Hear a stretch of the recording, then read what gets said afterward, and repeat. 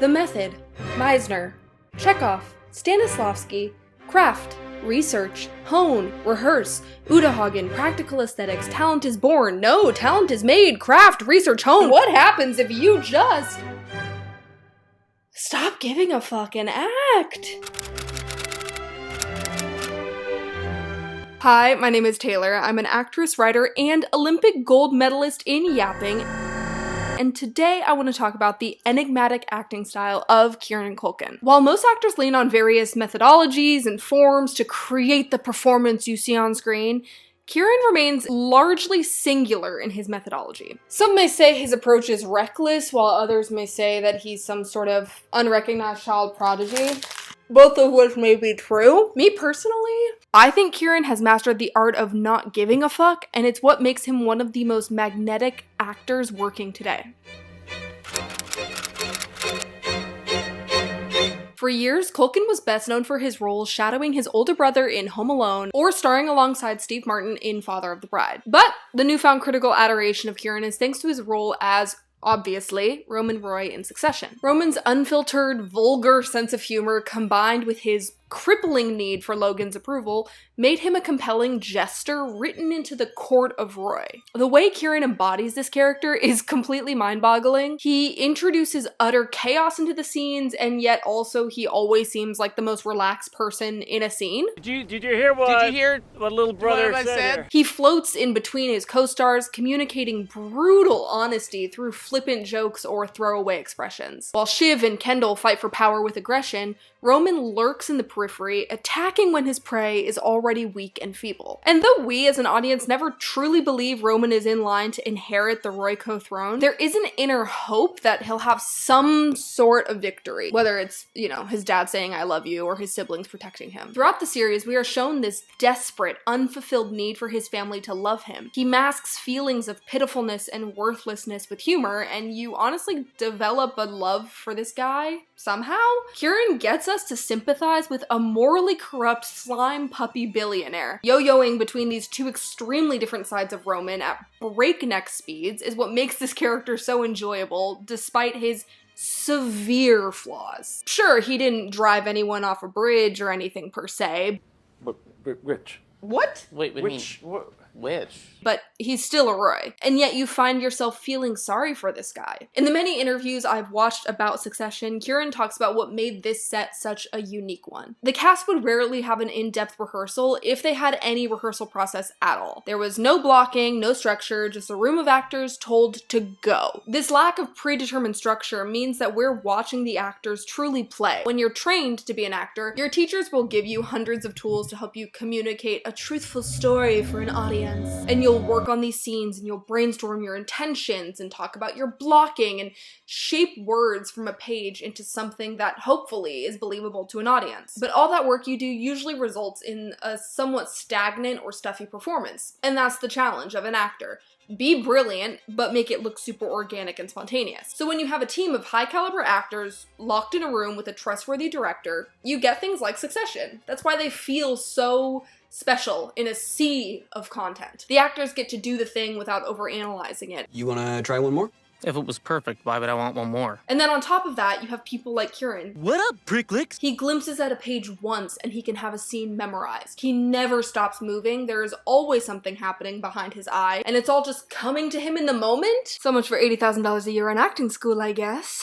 For his Emmy-winning performance in episode 9 of season 4, Kieran said he knew roughly what was gonna happen, but he avoided too many details. I didn't want to know what Uncle Ewan was going to say. Roman had a plan to go up and razzle-dazzle the mourners, and Ewan interrupts, and the unraveling starts from the frustration of something not being part of the plan, and then continues with him being pretty devastated by the stuff Ewan was saying. We didn't rehearse it, and I really did not want to rehearse it, even on the couch the night before. I just kind of looked at the lines vaguely and went, I don't want to look at this, I don't want to plan or think about how this is going to happen, which was also terrifying, because I don't know that I can do that stuff. What makes this so special, what makes Kieran's approach unique, is this fearless confidence. And I don't know if he would characterize it that way, but from where I'm standing, Kieran doing this is more brave than Tom Cruise attaching himself to a 747 with a tampon string for a stunt in the 1007th action movie he's done this year. As humans, we inherently avoid being put into vulnerable situations, probably because our DNA tells us that being vulnerable equals being in danger, and then on top of that, we live in a society that sort of punishes vulnerability. I'm just kidding. But for actors, the entire job is to throw yourself headfirst down a flight of stairs emotionally. Sometimes physically, but mainly emotionally.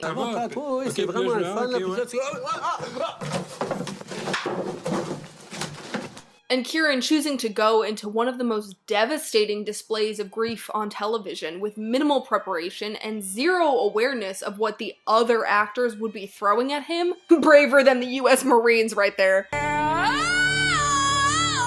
Now, what happens if you take this Emmy-winning nugget of grief, expand it, make it even bigger into a feature-length mess spilling all over the floor so fast that not even a Swiffer, the Swifter picker-upper, could clean it all up?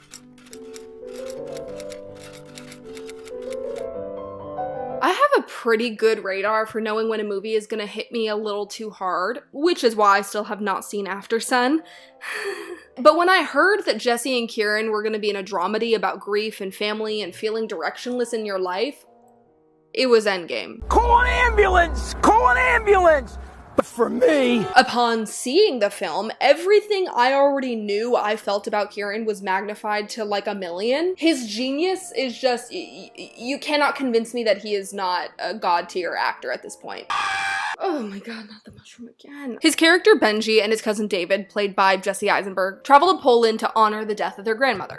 And the way this grief is captured on film is one of the most realistic examples I have ever seen. It's messy, it's inappropriate, spontaneous, angry, beautiful, devastating, and all of that seems to kind of be happening at once at every single moment without a break. Kieran creates a destructive tornado of emotions without any sense of doing anything. You know how sometimes you can just kind of tell an actor is doing something? You can't put your finger on it, but you can just see them doing the acting. Maybe it's a script issue, or maybe they don't connect with one of their coworkers. Yes, remember, actors are coworkers, not best friends. Just need to throw that in there. Or maybe they just didn't get enough sleep. So to avoid being bad, you as the actor, you prepare or maybe even over-prepare because you really want to be great on the day of filming. So you plan, outline, prep, imagine, replan, reimagine, so on and so forth. And then when you arrive on set, you do all of the things that you planned. And don't get me wrong, this can produce amazing results. Kieran just shows us that sometimes the less you do, the less you plan, the less you worry and stress over how the words are going to come out on the day of shooting, the more connected you may actually be to the story and to the character, and the results may reveal that this creates a more authentic final take. Just take this one scene from A Real Pain. A very basic introduction to two characters comes to life as Kieran paints with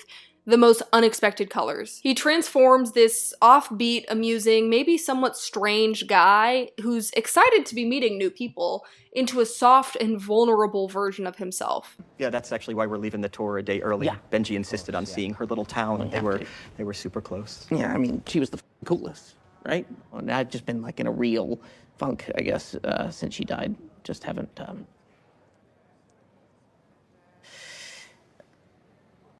yeah, sorry, she was just my favorite person in the world. You know, it's good to remember. That's why we're here in a way, so. Thank you, James. Thanks for saying that. And all of these small physical movements, his change in vocal tone, all these things that make it feel much more real are made up in the moment, as far as we know, based on everything Kieran had said. He just would have been feeling it out on the day, not doing some choreographed routine that he had prepared. He just memorized the text and opened himself up to whatever would have happened when he sat right in front of the camera. Now, we've seen other actors do this. A great example is Matthew McConaughey in Interstellar. Talks a lot about not preparing for the scene where he sees his kids for the first time. No, we did. That was first thing in the morning, and everything in there, I believe, Chris told me was the first take. And I didn't want to see what I was going to see in the film, and I obviously didn't want to rehearse it either. So I just came in, and they set up, and as he said, technically challenging because they knew they needed to get it. And I was like, this is a oneer. This is where we're going to really get it, because I will never have a first reaction again. And so I think he set up multiple cameras, cover it, and we shot it a few more times. But like you said, the first take's what's in there. Obviously, Kieran's gift is not just a natural talent that came from nowhere.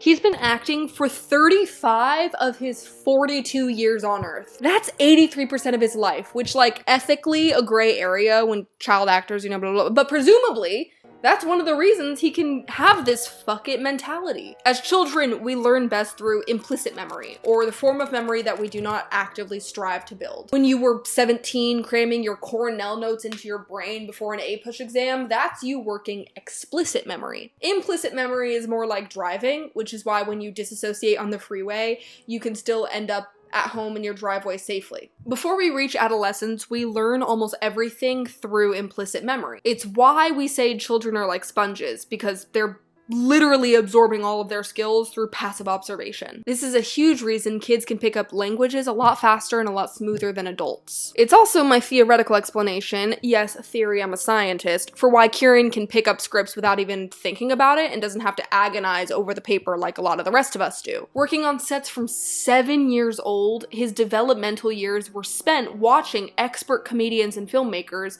absorbing those skills without even thinking. Now he can glimpse over a page of text and have the dialogue memorized like someone with a photographic memory. Obviously, the rest of us can't go back in time and acquire that skill, womp womp, but there is something to be said about this less is more thing he has going on. Kieran doesn't seem married to one particular method in his work. In fact, in a lot of interviews, he suggests he may find that type of thing humorous and maybe a little bit pretentious.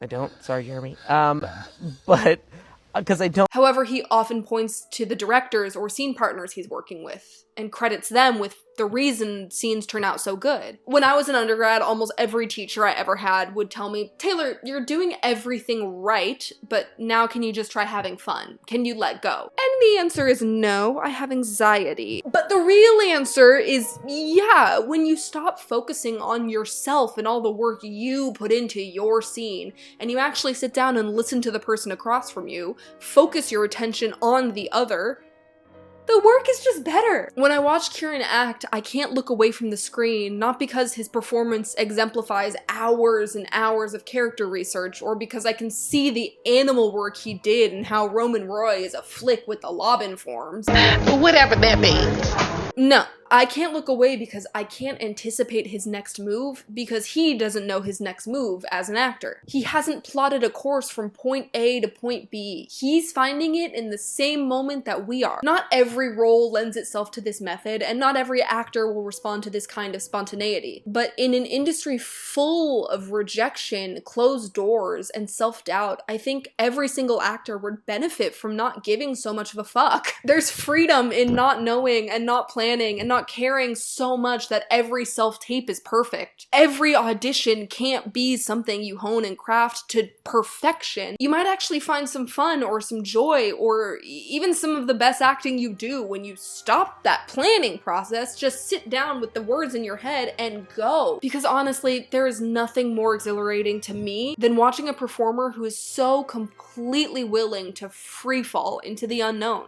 Is he in there? Rome. Yeah. Sorry, no. I just meant, no, that's like, I meant that in a good way. Get him out. And if you're gonna play that card, Dad's view was yours weren't real. Negotiating tactic, you stupid cunt. Well, that's just what Dad said. I'm just saying what Dad said.